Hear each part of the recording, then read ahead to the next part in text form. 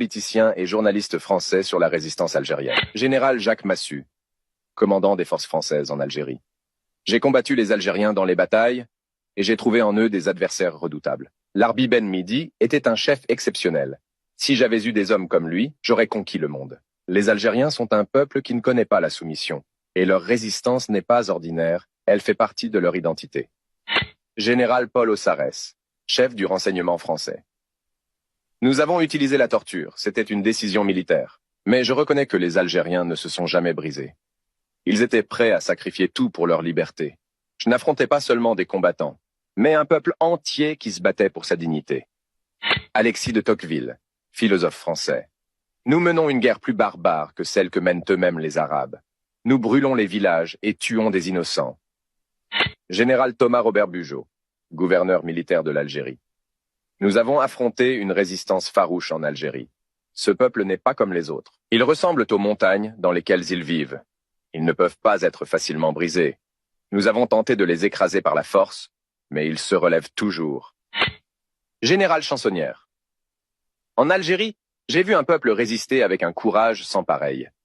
Les hommes, les femmes et les enfants faisaient tous partie de cette résistance. Leur lutte n'était pas seulement une guerre, c'était une question de vie ou de mort. Ils m'ont appris ce que signifie la véritable dignité. Charles de Gaulle, président de la France. Les Algériens ne sont pas un peuple qu'on peut gouverner par la force. Ils ont prouvé au monde qu'ils étaient une nation vivante, qui ne tolère pas l'injustice ni l'esclavage.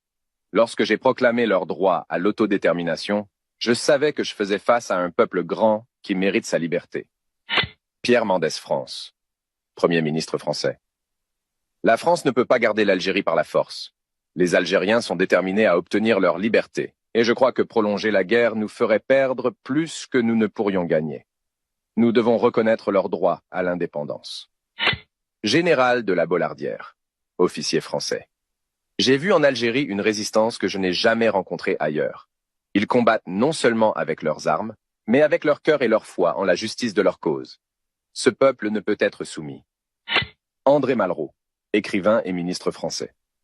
L'Algérie n'est pas une colonie ordinaire. C'est une patrie pour un peuple qui refuse d'être gouverné par d'autres. Ils se battent pour leur liberté et rien ne pourra les arrêter. Jean-Paul Sartre, philosophe français. Le peuple algérien ne résiste pas seulement à la colonisation, il résiste à l'effacement de son identité. La guerre d'Algérie a été pour moi un moment de compréhension plus profonde des mécanismes du pouvoir. Michel Foucault, philosophe français. En Algérie, j'ai vu que la colonisation ne se limitait pas à une occupation militaire, mais qu'elle impliquait aussi une occupation culturelle et politique. Le peuple algérien ne résistait pas seulement à la colonisation, il résistait à l'effacement de son identité. François Mitterrand, président français. En Algérie, il était clair que le peuple algérien luttait pour sa liberté. Francis Johnson, écrivain français et militant contre la colonisation. Les Algériens ne se battent pas seulement pour leurs terres, mais pour leur existence même. La guerre d'Algérie a été leur guerre pour l'indépendance face à un colonialisme insupportable. André Leroy, journaliste français. Pendant la période coloniale, j'ai vu comment le peuple algérien refusait de se soumettre. La résistance algérienne se manifestait à chaque coin de rue, dans chaque village et ville.